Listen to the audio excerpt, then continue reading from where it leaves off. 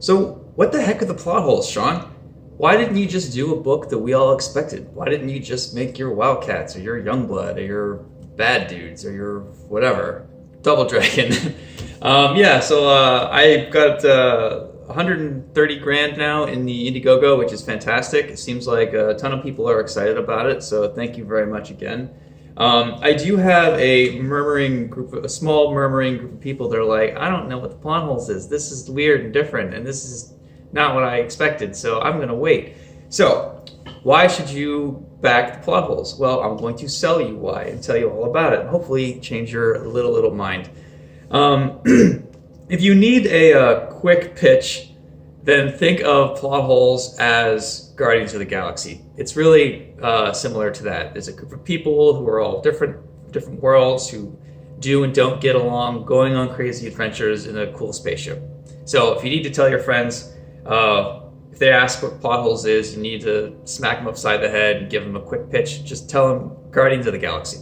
But for people that are interested in the deeper reason for why I'm doing this, is I can easily get into that. This is some super deep cut, which will blow all your other friends away if you're watching these videos. This is probably the only place I'm going to really talk about this kind of stuff. So I want to go through each character and explain why plot holes is actually my art style broken up into 6 or 7 different characters. So bear with me for a second, right? Let's start with the main character. I originally called him Cliff Dinkowitz, which was a name that I made up. I wanted him to be Jewish, like Stan Lee or the guys that created Superman, kind of a nod to all the Jews that started all these great characters that we've all come to know and love. And I wanted Cliff to be the everyman. The everyman, sort of every nerd man, every guy in Artist Alley, every kid that wanted to go to art school, pieces of you and me, all of us who really loved comics growing up, and could fire off all these factoids and, isolate himself by being weird. He is us in a way. He is all the things that I love about other creators and people like you, and he's all the things that annoy me about myself at the same time. He's a critique on comic artists. He's also embracing their flaws and what they're great at. He's the kind of guy that spends too much time on Twitter and gets mad about stupid shit that doesn't matter. And he feels undervalued, underpaid, and he's like a version of me that never made it at all. If 21-year-old Sean never got a break, he would grow up to be angry Cliff. He calls himself Inkslayer because he thinks it sounds cool. It's kind of over the top and a weird emo goth, I guess, but it's definitely, the other characters, when they hear him call himself Inkslayer, they roll their eyes like, you're like 5'8", what is so tough about you? Like, clearly he's overcompensating. But he's sort of our entry into the world of the plot holes. He finds out that his world is not real. He exists inside of a novel. And the novel he's in sucks, and they're going to cancel it, and his world will be deleted. So the plot holes enter his novel, tell him what's up, offer him a chance to join their team, get out, and they, in their spaceship, jump from other books to fix these books that hopefully can be saved. So they're kind of like really cool editorial staff with guns and swords. It's a nice way to look at it. So that's Cliff, the main character. The other, we got this character named Kevin. Kevin is basically like my nod to comic strips, like for better or worse, Zitz, Calvin and Hobbes.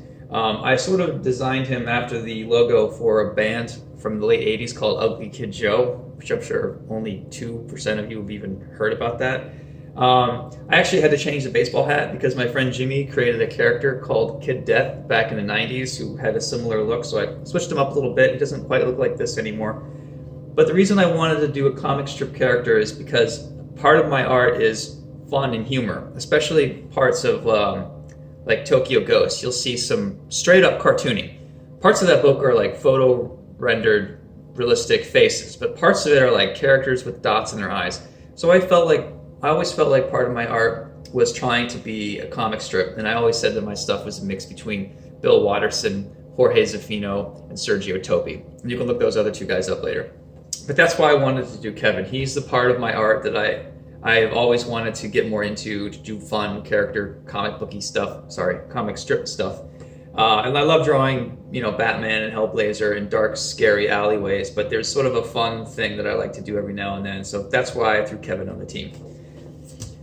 Next we have Surge, who is kind of like the bad guy of the team. He is the part of my art that loves comics. He's sort of a traditional bad guy. He on the team. What can I say without spoiling it too much? Well, he goes rogue basically, and they end up having to fight him. I can say that. His powers are sort of like Electro in a way. It's not that original of a new idea for a bad guy, but that's not really the point. So yeah, Surge is sort of my love of traditional, classic, Silver Age comic books. Next we have, so this is spelled wrong. My French friends corrected me. It's Le Razor. With the it's Razor is spelled differently. I love Victorian stuff, Castlevania type stuff. Obviously from Batman: Curse of the White Knight, you know that. I really wanted to do a character who was a vampire assassin, who also worked her way into parties to kill upper echelon people by being an amazing violinist. So she carries a violin everywhere she goes just to give her some flair. I have a ton of readers in France, and I kind of wanted to make a French character too, just as a way to please those readers, which is great. So that's why I have La Razor. I didn't want a team just of dudes and sausages, so got to throw it in for the ladies, of course. Then there's Johnny Manga. And I don't know a whole lot about manga and anime. The ones that I do like, I love. My stuff has often been compared to, it's been said that I'm sort of trying to mix in some kind of American manga, which I'll take as a compliment. My respect for anime and manga artists is their ability to draw machines and do action and speed lines. And I'm nuts about speed lines in certain scenes, you can tell. So yeah, the Johnny Manga character is sort of my excuse to do like a Gundam backstory with this guy. He's a samurai mechanic. He's like from a really bad manga with like all the shit from all bad mangas that you just throw into one mixer. Like he's a mechanic, he's a samurai, he has to like power slide JDM Mazda up a mountain to get into his Gundam to fight, and he's fighting a thing called the Syndicate. It's just like a mess basically. And his world couldn't be saved because it was ridiculous, so they pulled him out and made him a part of the plot holes. So that's Johnny Manga. Another character is Roar. He used to be called Thok, Thokk, but I did not realize that Robert Kirkman created a character that was also a tiger, a lion, barbarian named Thok. And he was nice enough to write to me and tell me, hey, just so you know, I kind of already did this. And I'm like, oh my God, I'm so sorry. It's one of those things where if I was him, I mean, it's such a weird coincidence that I would have assumed that Sean is ripping me off. But he was cool enough to write to me and give me a chance to change it. Like, I don't need to deal with his Walking Dead lawyers or those zombies. So I happily changed the character to a Roar, and I think I changed the color of his fur to blue instead. But I really wanted to do like a really masculine barbarian type of thing. It's also been said of my art that I have a very masculine line, meaning it's very jagged and heavy-handed and angular. And I just tend to gravitate towards books where guys all have big chins and look more or less like a Bruce Wayne. And I really wanted to do like a really cool nod to Conan and a guy with a big sword, just like Azrael, basically. So yeah, those of you familiar with my stuff can see this and be like, oh yeah, that's totally a Sean thing. Plus, there's a nice nod to Joe the Barbarian, which is cool. So that's why I added Thok. And then the team leader's name is Ed, short for the editor. She's sort of like the Tommy Lee Jones of Men in Black in a way. She's been doing it the longest. Like I said, she leads the team. I wanted her to be like a little bit older and gray hair, sort of like a Jane Fonda, who I think looks fantastic. And if this is ever made into a movie, I'm going to be pulling hard for you, Jane Fonda, who is obviously watching this. Yeah, I also wanted to give her some disco clothing, polyester shirt, just to make her unique. She's got bell bottoms. I don't know why I'm obsessed with the 1970s. I have a bunch of polyester shirts for when I go out clubbing. It's ridiculous. Hopefully I'll never have to talk about this again. But that's why that's why I threw Ed onto the team too. She's the older, wiser character that sort of escorts Cliff into this team and teaches him about this reality and why they need to stay alive by hopping into these different novels, fixing them, and then publishing them, because basically they don't want to die.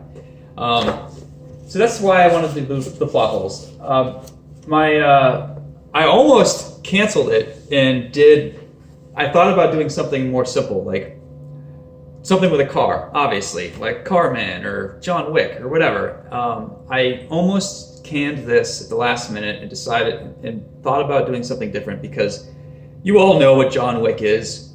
Me writing and drawing a John Wick graphic novel is totally in my brand, and none of you would blink an eye at it. It's not that hard to understand. And I think that it would have been successful, but it wouldn't have been, for me, I worried that it would be sort of like an easy move. After, doing so much work with White Knight and making a Batman story that was so complex, I worried that going and doing a John Wick would just be like, it would be too easy street. And I would look back in hindsight and go, man, you killed it on these 2 Batman books. Why did you just phone it in on John Wick? Why didn't you do something really cool and unusual and different? Plot Holes is a very meta type book that sort of is hard to wrap your head around. And I know it was a risk, but I really believe that once you all get the book in your hands, that you'll see like, oh man, this really is different. Like, I'm glad that Sean didn't do John Wick or Youngblood or whatever it is. Not a knock against those books. I love those books, obviously. So that's kind of the reason why I went with Plot Holes. I think it was a curveball for people. Most of you seem to get it. The rest of you are dead to me, unless you back my book. The other good thing I wanted to mention was stretch goals for Indiegogo. In my understanding, I keep getting this wrong, the stretch goal is a free thing for everybody. And what we're doing right now is, if we get to 150K, which we're really close to, rather than everybody getting 88 pages of story, which is 4 comics, everyone is going to get 110 pages of story. So 5 comic books worth of content. So for $30 for the softcover, you're basically getting 5 comics, 110 pages, more or less. There's going to be at least 50 pages of back matter, sketches, notes on the script, photos, pictures of the model I'm giving away. So for $30 for a 150-page book that's privately created, that's a pretty good deal. That's honestly the best that I could offer you guys. I wish I could lower shipping to Europe especially, but with the pandemic, there are not a lot of flights going out that way, and everyone's just kind of in this position. So I truly apologize if you're in France and you're like, oh, I want to buy this book, but it is too expensive. And there go all my French readers. But yeah, but what I would say to those people is, tell your local comic book shop. I have a lot of connections in France into shops that sell a lot of my Batman stuff. So I could put together boxes to send them, and then they could sell it to you guys for cheaper. So that's kind of the best we can do. I really do apologize about the shipping. There's nothing I can do about it. Yeah, and that's it. So there's a link at the bottom to the Indiegogo. We'll have more updates coming shortly, more newsletters going out. But yeah, that's why I chose to do the Plot Holes. And I think that's all there is for now. So thank you so much, and I'll see you next time.